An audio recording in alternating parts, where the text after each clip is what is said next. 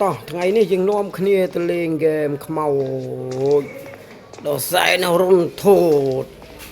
ឥឡូវយើងទៅដល់បើកប្រអប់បើកអីដើម្បីរយវ៉ាន់សិនមុននឹងខ្មោចមកដល់អូយព្រឺព្រួចមែនតើបាទហ្គេមនេះបើកវ៉ាលីមួយសិនមានអីហ្នឹងទៅទុកមួយទៀតសិនយ៉ាលឺសំឡេងស្អីយោនេះសភៅមួយសិនយកកាក់យកអីសិនបាទឲ្យវ៉ាន់ដែលយើងរកបានយកឲ្យហើយទៅរកឲ្យលឿនជាទីបំផុតតិចទៀតហ្នឹងទៅជួបខ្មោចឥឡូវហើយចុះបងហ្នឹង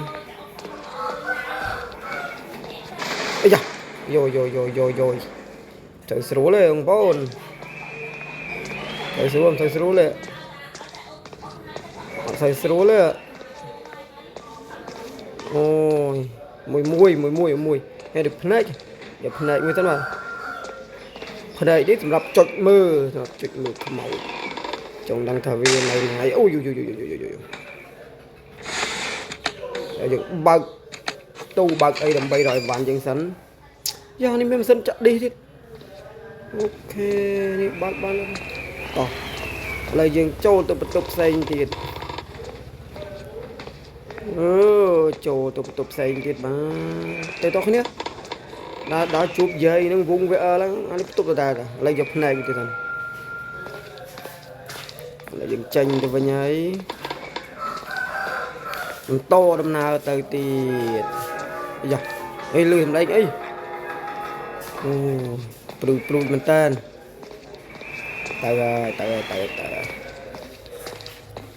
ដាក់ជួបយាយនឹងកើតទេចុះទៅក្រោមជន់ក្រោមសិនចាំមើលតិចទៀតយើងជួបខ្មោចបានយើងរត់សបាយប៉ុណ្ណាតិចយាយនឹងនៅបន្ទប់ហ្នឹងទៅអូយយ៉ាឡើយរយវ៉ាន់ហ្នឹងកើតទេបើកអីហ្នឹង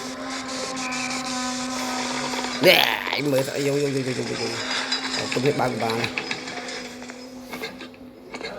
តិចអូយឌីលឺស្អីយើងលឺសម្រាប់ជើងយើងទេយ៉ាជួបខ្មោចយាយហ្នឹងមែនយ៉ាកដលយ៉ាយកមួយទៅសិនណាដល់យកច្រើនតិចទៀតយាយនឹងមកហើយចុចភ្នែកមើលមួយសិនយាយនឹងនៅណាអូខេអត់ឃើញទេយើងអាចដើរបានធម្មតាមកយកវ៉ាន់ឲ្យវ៉ោងយើងអស់អូគួរខ្លាចមែនទេបងប្អូនយកភ្នែកទៅទុកគ្រាន់មើលខ្មោចមើលឆ្វេងមើលស្ដាំមែនចេះតែហ៊ានអត់កើតទេយ៉ាអីនោះសេលើកំដេញហ៎អូកដលអីបាទហើយយើងទៅណាទៅណីទៀតទេទៅយាយនឹងមករត់មិនទាន់ទេនេះយ៉ាមើលឆ្វេងស្ដាំយ៉ាបន្ទប់នឹងធំទៀតបងប្អូន